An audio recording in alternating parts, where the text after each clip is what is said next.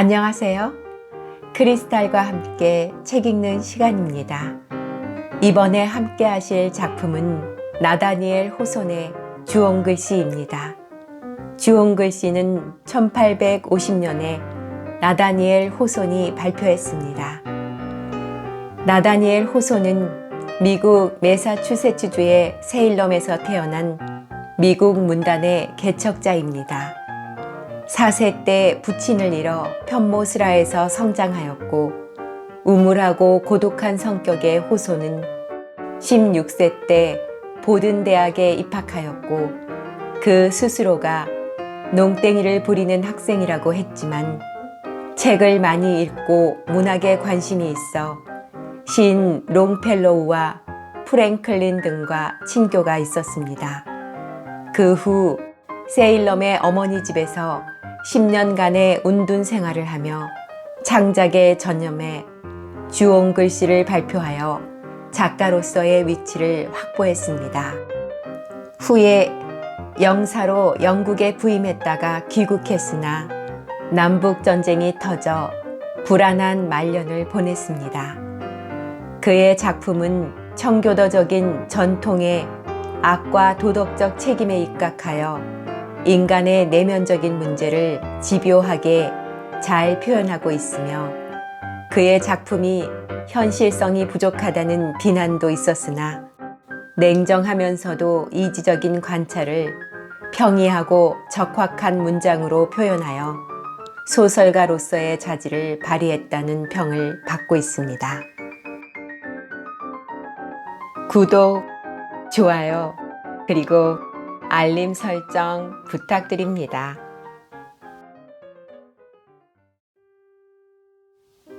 감옥문.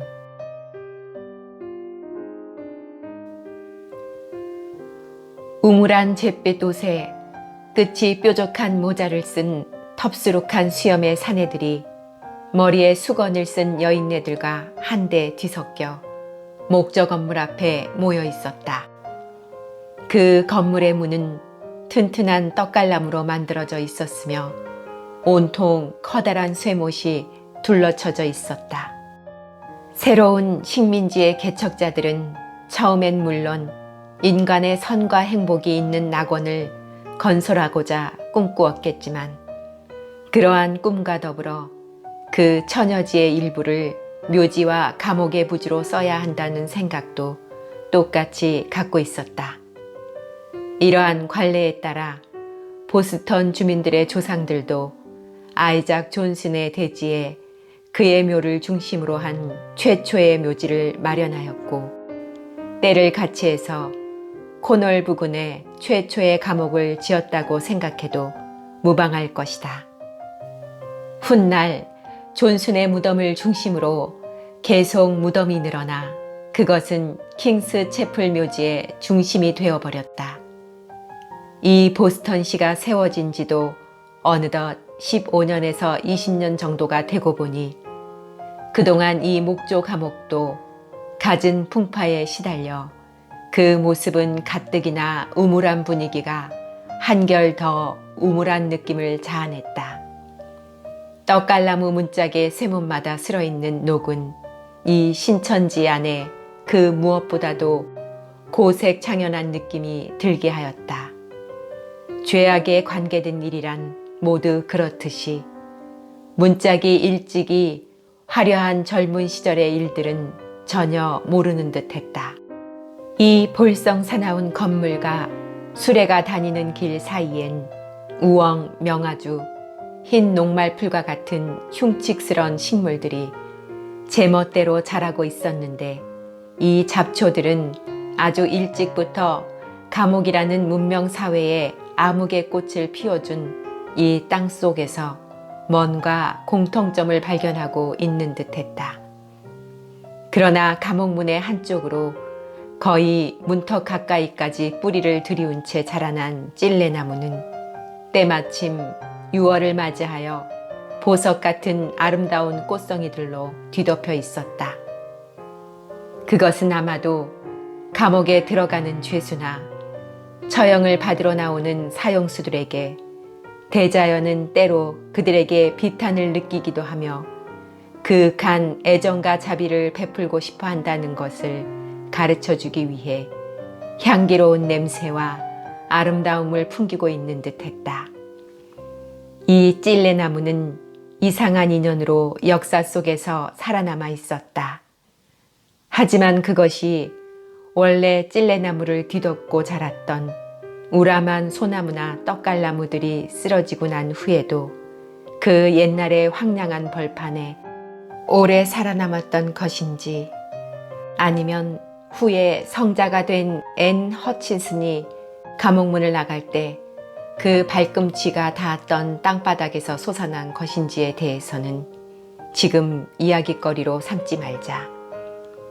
어쨌든 저 불길한 감옥문으로부터 이제 막 시작하려는 이 이야기의 첫머리에서 찔레나무를 발견하게 되자 그 꽃 한 송이를 꺾어 독자들에게 바치고 싶어진다.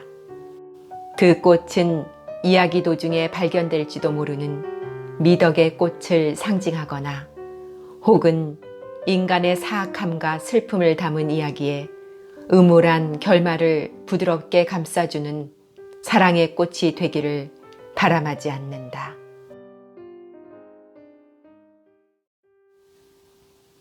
광장.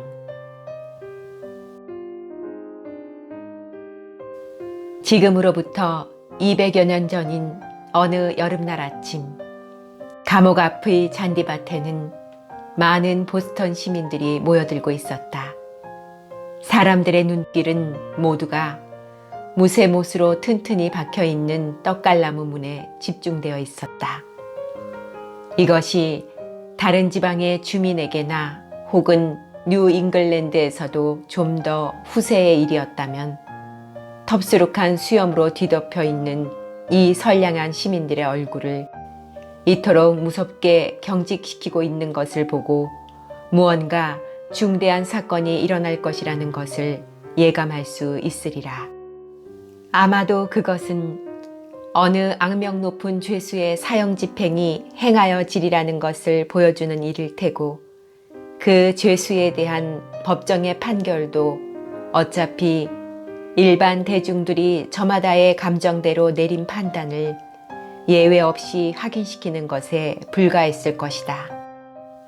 그러나 초기의 청교도들이 이념에 얼마나 엄격했는지를 생각한다면 이러한 추측은 확실하게 단정지을만 하지도 못하다. 그것은 태만한 하인이나 혹은 부모가 자신들에게 순종하지 않는다는 이유로 자식을 법정에 세워 태형장에서 곤장을 맞도록 하는 상황일 수도 있고, 신앙 지상주의자나 퀘이커 교도 혹은 그 밖의 이교도들이 돌팔매질을 당하며 마을 밖으로 추방당하는 상황일 수도 있다. 혹은 할 일 없이 거리에서 떠도는 인디언이 백인이 만든 위스키를 마시고 취해 소란을 피우다 채찍을 맞고 숲속으로 달아나는 상황일 수도 있고, 시기심 많은 판사의 미망인인 히빈즈 부인 같은 늙은이가 막 교수대로 한 걸음 한 걸음 옮겨놓는 상황일 수도 있을 테니까 말이다. 어떤 상황이든 간에 몰려든 구경꾼들의 모습은 당시의 사람들답게 한결같이 엄숙하였다. 그들 사이에서는 종교와 법률이 거의 비슷한 것으로 인식되어졌고, 성격에서조차 그 두 가지가 뒤섞여 하나로 이루어져 있었으므로 일반인들에게 내려지는 처벌은 가벼운 것이든 중요한 사건이든 모두가 두렵고 무서운 것이었다. 그래서 처형대에 오른 죄수가 이러한 군중들에게 동정을 구해본들 그 동정이란 냉정함 밖에 얻어낼 수 없었다.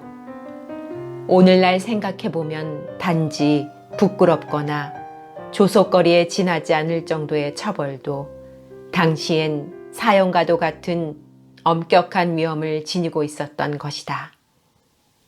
이 이야기가 시작되는 그 여름날 아침, 구경꾼들 틈에 섞여 있는 여자들이 마침내 내려질 처벌에 대해 비상한 관심을 가지고 서로들 이야기를 주고받는 모습이 눈에 띄었다.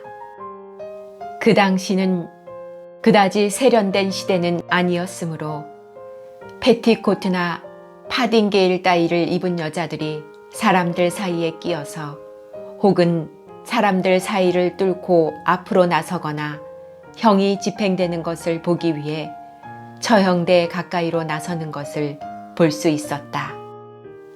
옛 영국의 가문에서 태어나고 그들의 교육을 받은 부인들과 처녀들은 약 200년 후에 태어난 자손들과 비교한다면 정신적으로든 육체적으로든 훨씬 거친 기질이 몸에 배어 있었다. 혈통이 이어져 내려오는 동안 어머니들이 자손들에게 그 무기력함과 나태함을 전해준 것은 아니지만 그들의 자식들에게 보다 더 창백한 혈색과 섬세하고 고상한 아름다움과 나약한 체격을 물려주었기 때문이다. 지금 감옥 문가에 서 있는 여인들은 저 남자 같은 성격을 갖고 있는 엘리자베스 여왕이 당대의 여성을 대표했다고 해도 지나치지 않던 시대로부터 불과 반세기도 지나지 않은 때의 여인네들이었다.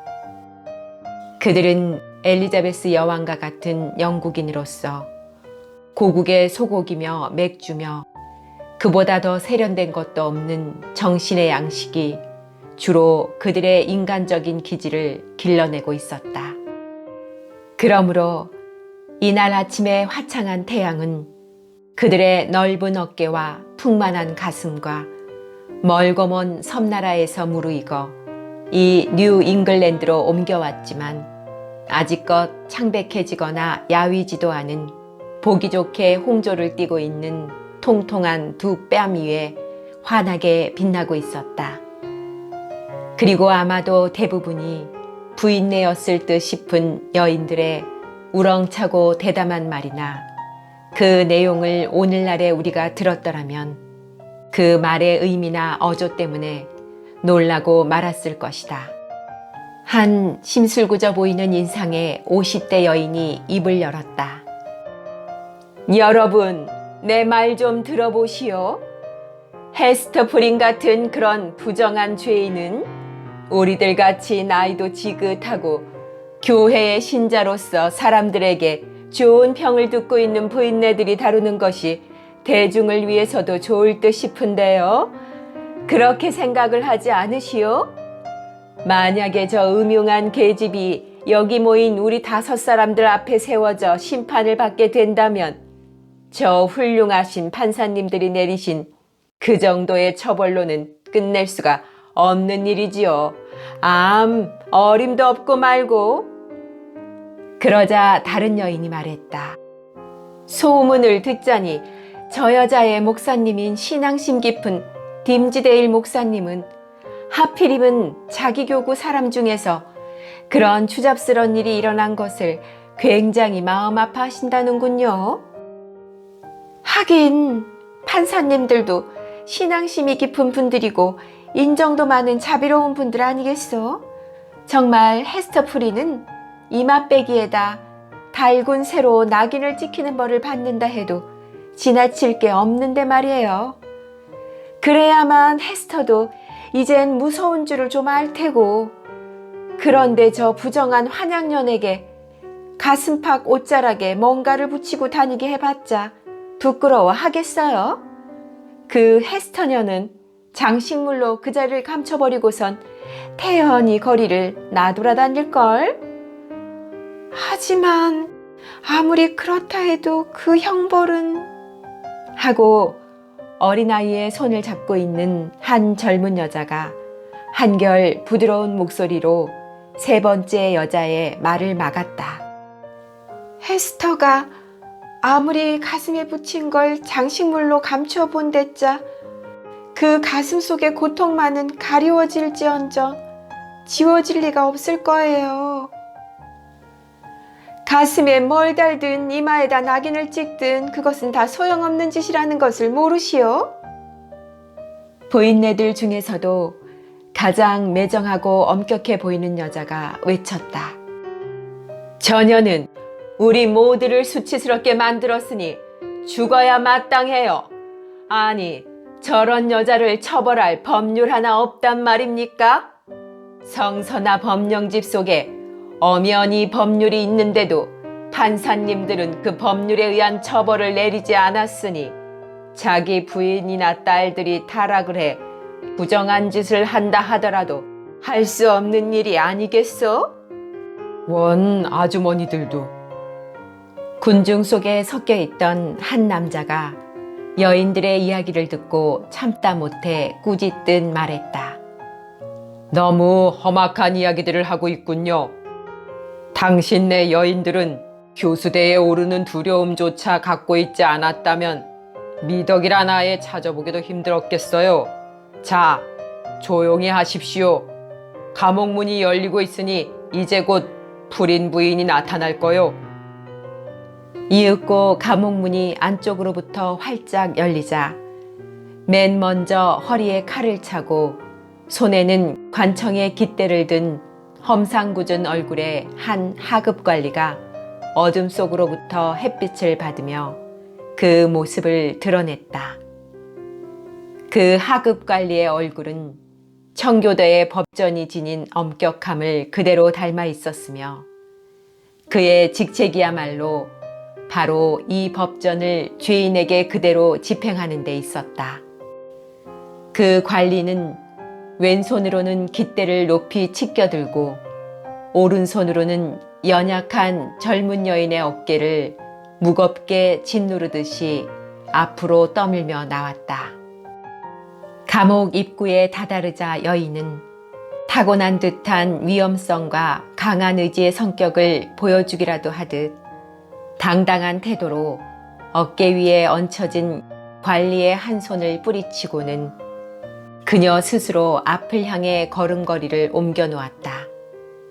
그녀는 태어난 지 이제 겨우 3달 남짓된 어린아이를 품에 안고 있었다. 어린아이는 햇빛이 눈에 낯설기라도 한 듯이 작은 얼굴을 옆으로 돌렸다. 이 아이는 지하 감옥이나 어두운 토굴방에서만 자라서 어둠에만 눈이 익숙해 있는 것 같았다. 아이의 어머니인 젊은 여인은 온 군중 앞에 자신의 모습이 온전히 드러나는 순간 무슨 연유에서인지 품 안의 아이를 더 바짝 끌어안았다. 그것은 어떤 모성애에 의한 것이었다기보다는 그녀의 옷에 수놓아져 있거나 매달려 있는 표시를 감출 수 있을까 해서였다. 그러나 다음 순간 그 치욕의 표시를 감추려고 해보았자 또 다른 치욕은 감출 수 없다는 걸 이내 깨달은 그녀는 얼굴을 붉히며 아이를 한쪽 팔로 안아내렸으며 도도해 보이는 미소를 입가에 띠고는 별로 부끄러운 기색도 없이 광장에 모인 사람들을 휘둘러 보는 것이었다.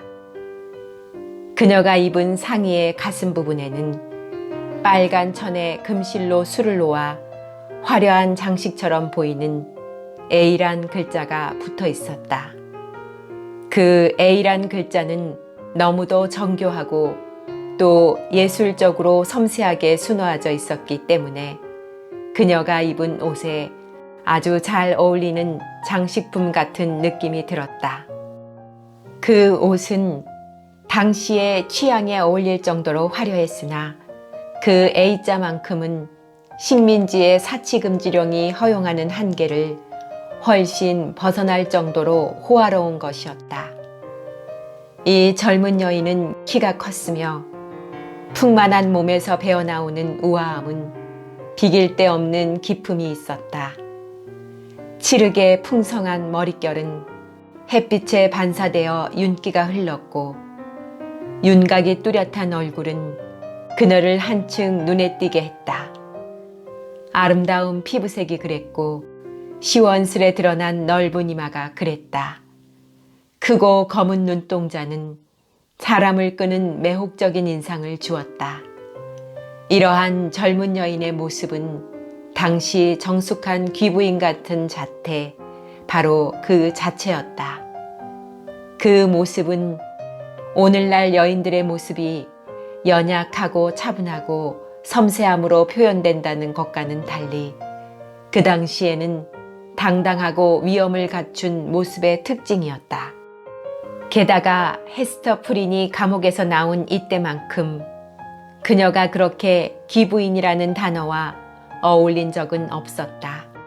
분명히 헤스터 프린의 침울한 불행의 빛을 보게 되겠거니 생각하고 있었던 주위 사람들은 그녀의 얼굴이 더 한층 아름답게 빛나고 있는 것을 보고 예상이 빗나갔다는 표정들이었고, 오히려 그녀를 둘러싼 불행이나 치욕이 후광처럼 빛나는 것을 깨닫고는 모두들 놀라서 아연해졌다.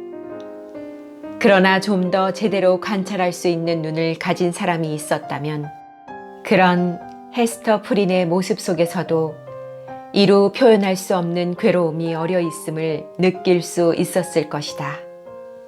헤스터가 입고 서 있는 그 옷은 바로 오늘 입기 위해서 그녀 자신이 직접 만든 옷이었다. 이렇게 화려하게 만들어진 것을 보니 그녀의 심리 상태가 이루 말할 수 없는 자포자기와 절망 속에서 헤매었음을 말해주는 듯했다. 그러나 사람들의 눈길을 끄는 동시에 이때까지 헤스터와 친분을 갖고 지내왔던 사람들까지도 그녀의 모습이 전혀 달라진 듯이 보이고 그녀를 생전 처음 만나는 것처럼 느끼게 한 것은 바로 섬세하고 화려하게 수놓아진 주홍글씨 때문이었다. 그것은 어떤 마력 같은 것이 작용하는 듯 헤스터를 다른 사람들과의 평범한 관계에서 격리시켜 혼자만의 세계에 가둬버린 것처럼 보였다. 저 여자 바느질 솜씨 하나는 그만이란 말이야?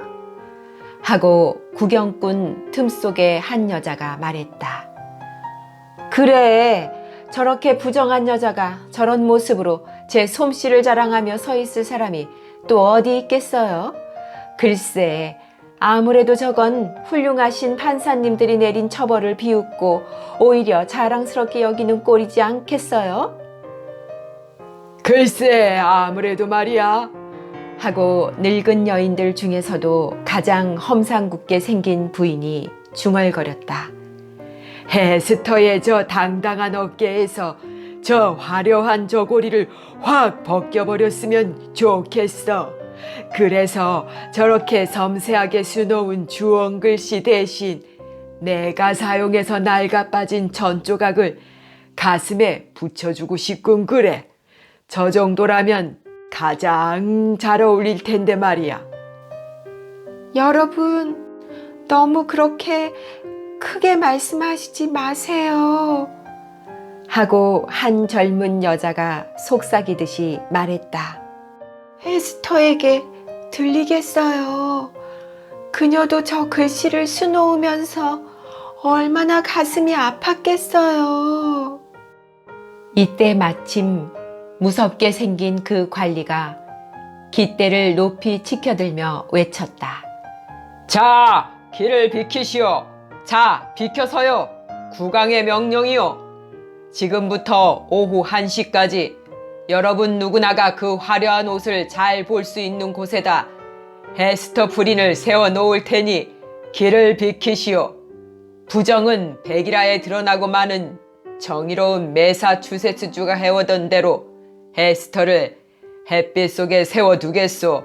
자, 따라와 헤스터. 여기 광장에 모인 사람들에게 당신의 그 주홍글씨를 실컷 구경시켜주는 거다. 이윽고 구경꾼들이 옆으로 비껴서자 한쪽으로 통로가 생겼다. 헤스터는 존엄한 표정을 한 남자들과 야박하고 무자비한 여인네들이 아무렇게나 늘어선 채 따라오는 구경꾼들 사이로 무표정한 얼굴로 관리의 뒤를 따라 정해진 처형장으로 걷기 시작했다.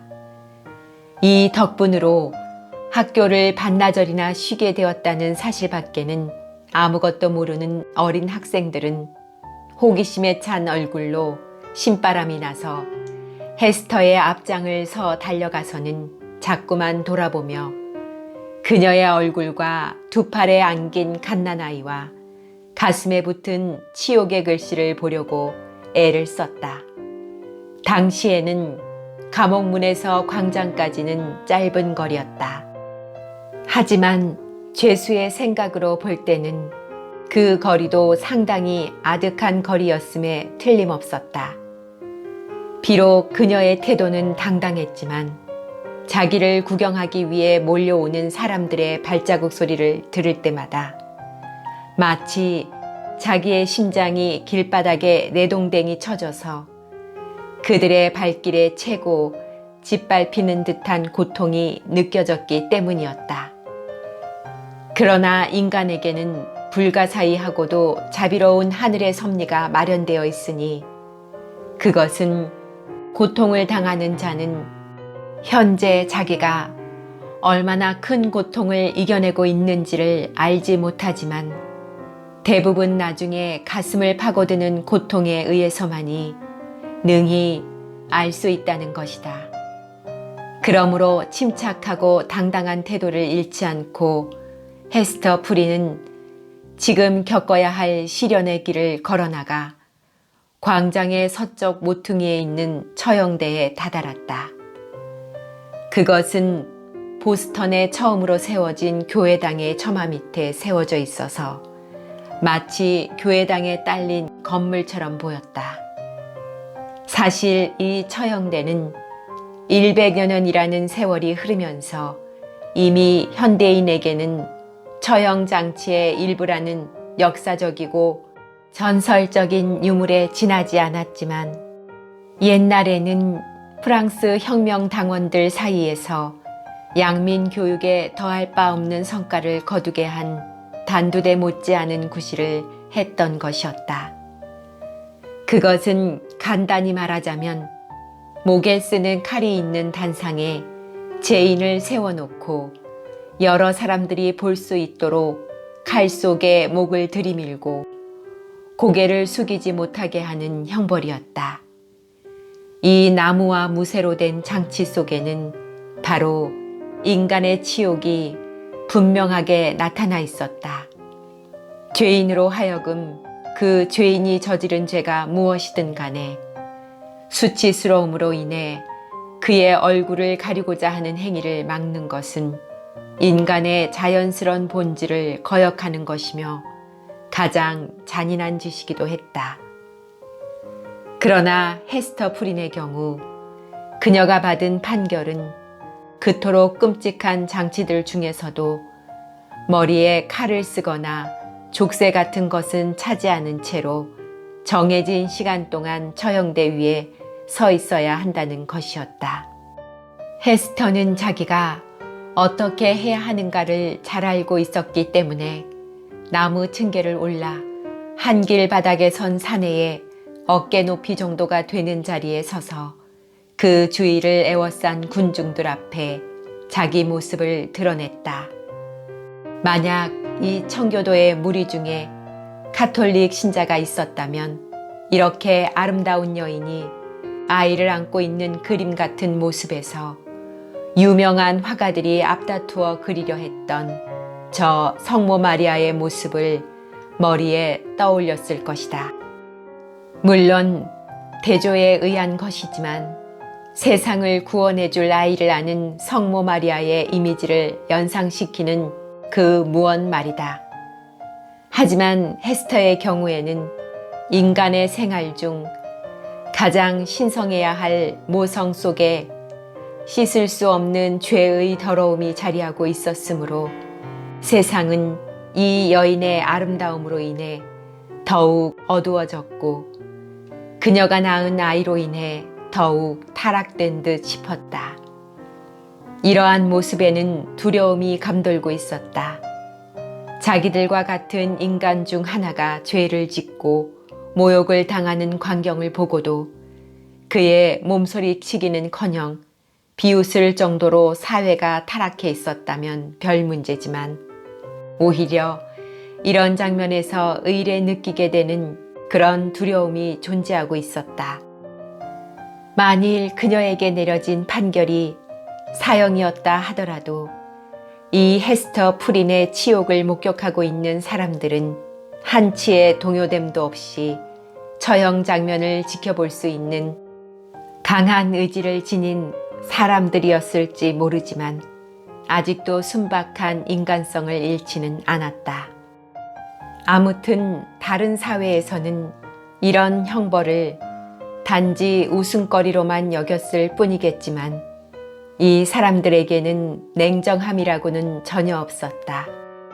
하물며 웃음거리로 넘겨버리려는 지사며 판사, 총독과 목사, 장군들의 엄숙한 얼굴이 지켜서 있는 그런 자리에서는 제압당하여 저절로 수그러들고 말았을 것이 틀림없었다. 이런 높은 직책을 갖고 있는 사람들이 교회당의 발코니에 앉았거나 서서 제각기 처형대를 내려다보고 있었던 것이다.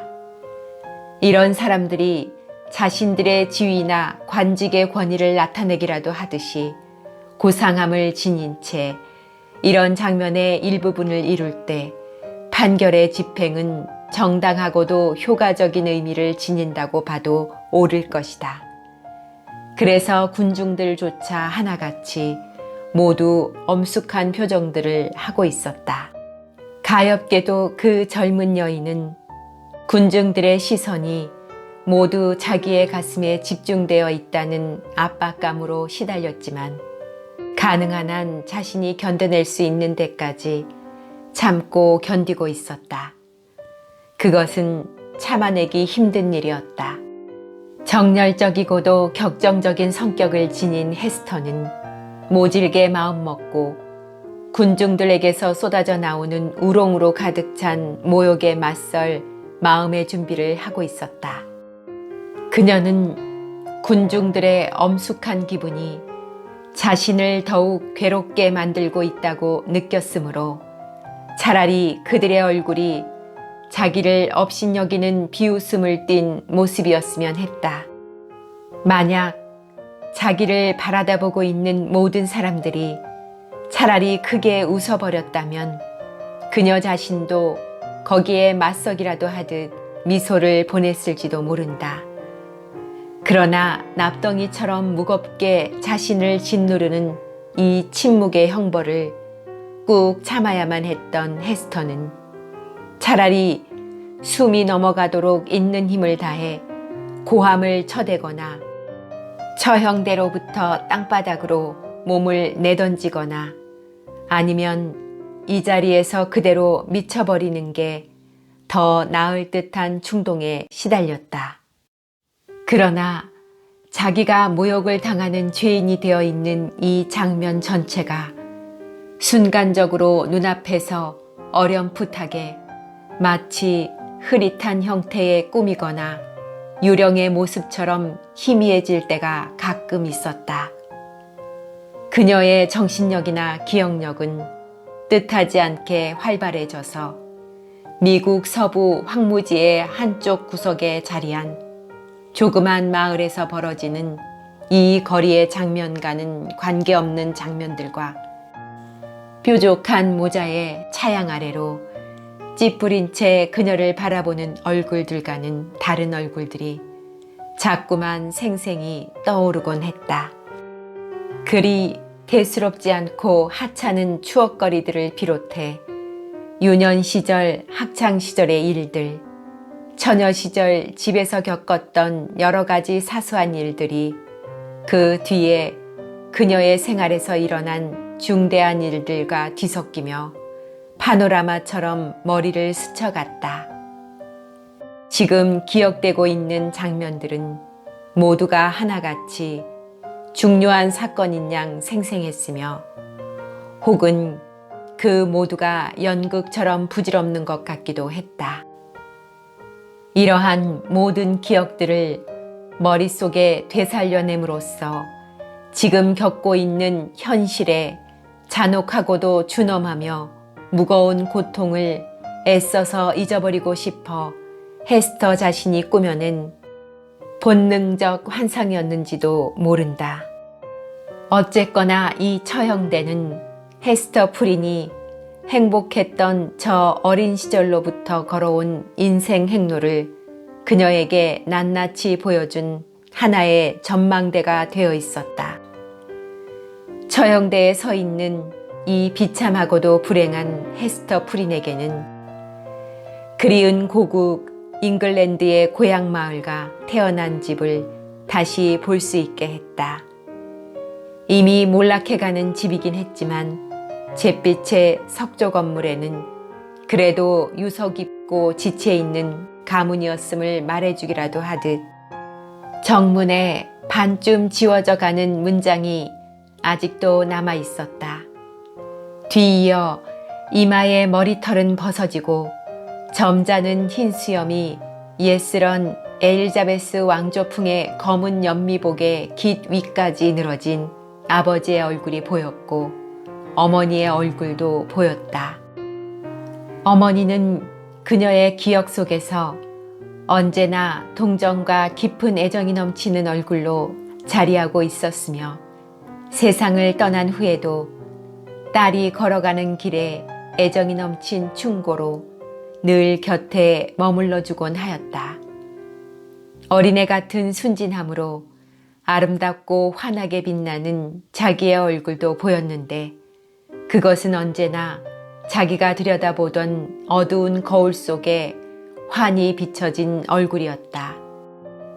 이 거울 속에는 아주 나이가 많은 사내의 얼굴이 또 하나 보였다. 창백하고 수척한 모습에 학자다운 얼굴을 한 그는 등불 밑에서 많은 책들을 읽고 있었기 때문에 그 불빛만큼이나 흐릿한 눈을 하고 있었다. 그러나 이처럼 흐릿한 눈이 그가 인간의 내면을 꿰뚫어 보려고 하면 그 눈에는 이상하리만큼 밝은 빛이 보여지곤 했다. 헤스터 프린의 여성다운 마음이 그의 모습을 생각할 때면 이 서재에 틀어박혀 학문에 몰두하는 운둔자 같은 사내는 보기 흉하게도 왼쪽 어깨가 오른쪽 어깨보다 치켜 올라가 있었다는 것이 먼저 떠올랐다. 다음번으로 회상의 화랑에 떠오른 것은 어느 유럽 대륙 도시의 복잡한 좁은 거리와 드높은 잿빛 건물과 우람한 사원 그리고 고대풍으로 지어진 괴상한 건축 양식의 낡은 공공 건물들이었다. 이 도시에서도 역시 저 불구의 볼품없는 학자와 인연이 맺어진 새로운 생활이 헤스터를 기다리고 있었다. 그것은 쓰러져가는 벽을 뒤덮고 있는 녹색 이끼처럼 소용없는 것으로 결코 그녀에게는 새로운 생활이라고 말할 수 없는 것이었다. 이처럼 계속해서 그녀에게 떠오르던 기억들 마지막에 청교도 식민지의 지저분한 광장이 보여졌다. 헤스터 프린은 광장을 메우고 있는 군중들의 뜨거운 시선을 받고 서 있었으며 가슴에는 화려하게 수놓아진 주홍 글씨를 달고 두 팔에 아이를 안은 채 처형대 위에 서 있는 것이었다. 과연 이것이 사실일까?